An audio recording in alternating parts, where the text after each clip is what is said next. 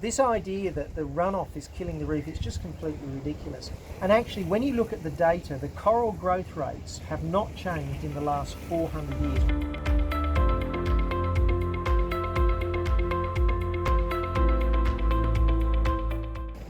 I really wanted to get to the point of this, Peter. Damage on the reef.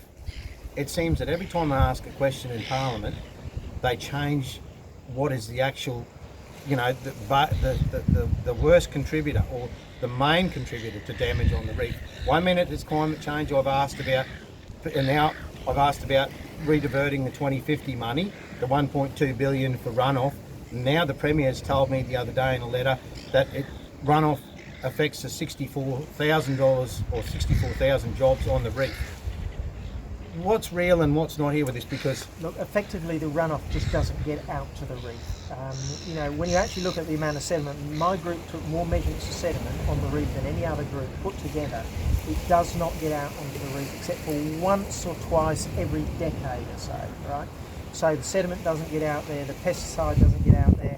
They claim that the fertiliser causes crown of thorns starfish outbreaks, but a lot of this evidence is highly dubious. For example, the most distant reefs, which are the Swains reefs, which are a couple hundred kilometres off here, that's the area where there's been the most persistent crown of thorns starfish outbreak, and yet it's the furthest away from the affected runoff. It's like 180 kilometres off, lads. That's right.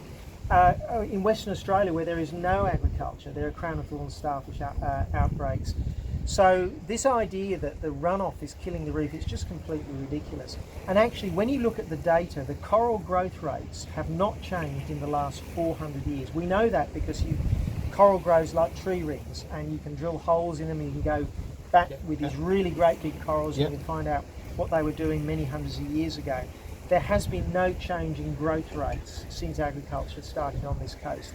Now, if farmers were putting all this poison into the water, the growth rate should reduce. They're not reducing. It just seems to me like they're passing the buck on this.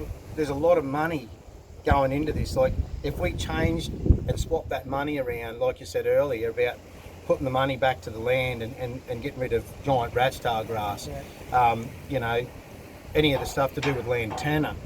There's so much stuff out there that we could be doing, but why is it they don't want to address? Well, essentially what's happened is that the scientific organisations, which in my view are unreliable and untrustworthy, they've managed to convince the whole world that the reef is dying. And what that means is that everybody's focused on this. Our children are depressed about it, even though in my view, all the data on the reef actually indicates it's in great shape. Sure, some of it dies occasionally, it comes back like a bushfire, but then it detracts from our other major environmental issues like giant rat's tail grass, lantana and those sorts of things.